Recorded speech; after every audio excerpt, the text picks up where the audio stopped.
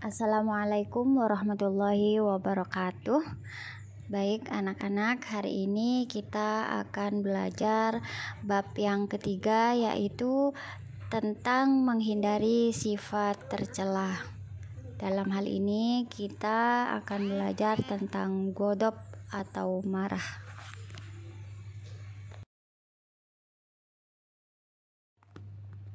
Namun sebelum belajar, marilah kita berdoa terlebih dahulu agar supaya kegiatan kita hari ini diberkahi oleh Allah Subhanahu wa taala. Bismillahirrahmanirrahim. Raditu billahi rabba wa bil islami dina wa bi Muhammadin nabiyya wa rasula. Rabbi zidni ilma warzuqni fahma. Kami ridho Allah Subhanahu wa taala sebagai Tuhanku, Islam sebagai agamaku, dan Nabi Muhammad sebagai nabi dan rasulku. Ya Allah, tambahkanlah kepadaku ilmu dan berikanlah aku pengertian yang baik. Namun sebelum belajar, saya akan membacakan tujuan pembelajaran kita pada hari ini. Yang pertama, siswa dapat mengetahui dampak buruk dari godop atau marah.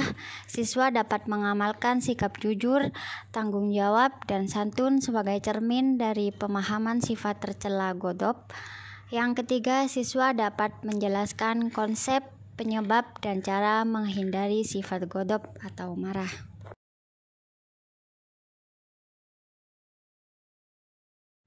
Baik anak-anak, kita sekarang mulai belajar tentang godop atau marah. Apa itu godop atau marah? Jadi godop adalah istilah untuk menyebutkan perasaan marah, yang merupakan perasaan yang dialami oleh setiap manusia.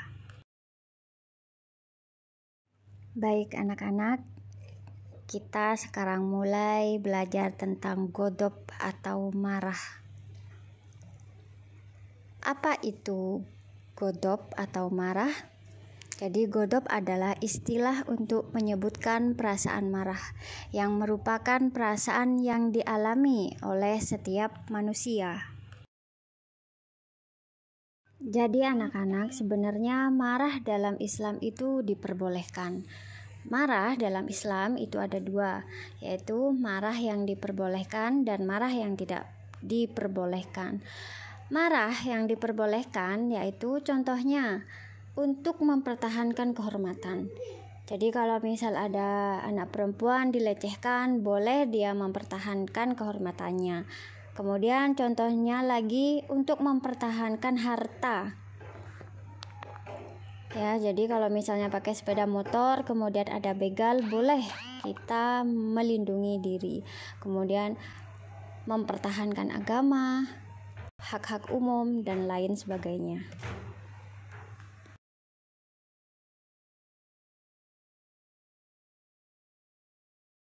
Kemudian marah yang tidak diperbolehkan. Apa itu marah yang tidak diperbolehkan? Marah yang tidak diperbolehkan yaitu marah yang hanya untuk kepuasan hawa nafsu. Jadi dia melampiaskan kemarahannya, tidak berdasarkan sesuatu yang memang harus dipertahankan. Contohnya tawuran dan lain sebagainya.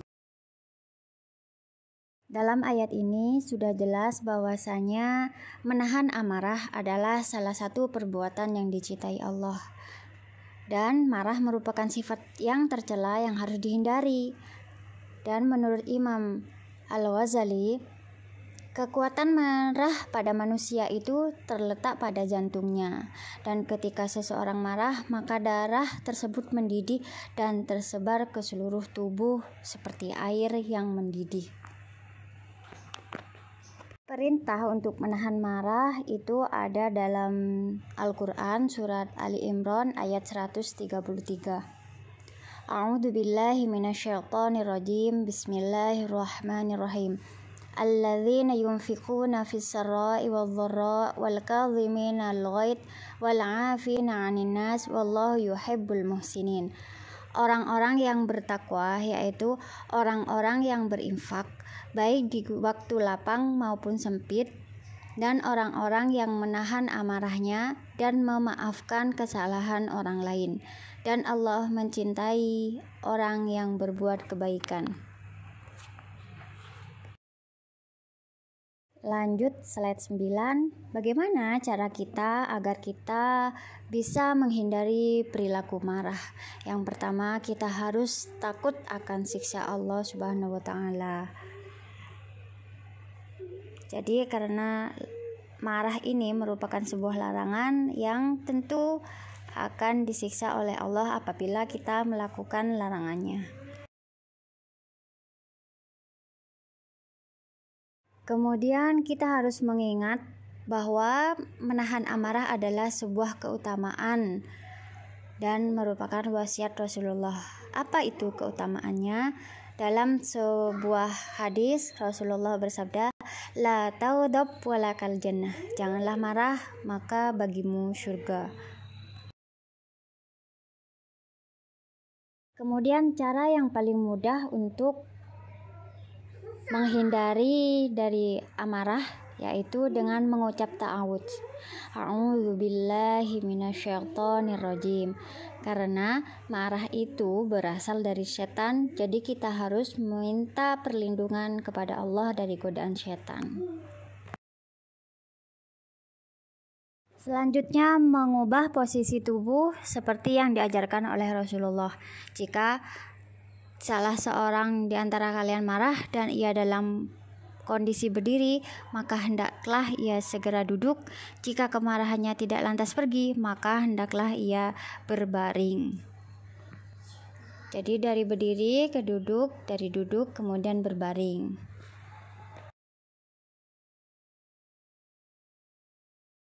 Cara untuk menghindari marah yang selanjutnya yaitu dengan cara kita mengambil wudhu agar kita menjadi tenang. Kemudian dengan cara mengingat dan mengagungkan Allah. Ala bidzikrillahi tatmainnul qulub. Ingatlah, hanya dengan mengingat Allah hati menjadi tentram. Jadi bisa dengan mengucap kalimat-kalimat thayyibah, istighfar, astagfirullahaladzim. Dengan hal ini supaya kita menjadi ingat Allah dan hati kita menjadi tenang.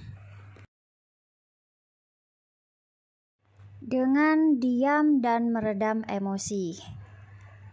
Dalam sebuah hadis disebutkan, ajarkanlah mereka dan mudahkanlah dan jangan kalian persulit. Jika salah seorang di antara kalian marah, maka hendaklah ia diam. Jadi jangan banyak bicara. Jika kita marah, maka diam. Itu akan meredam kemarahan yang ada pada diri kita.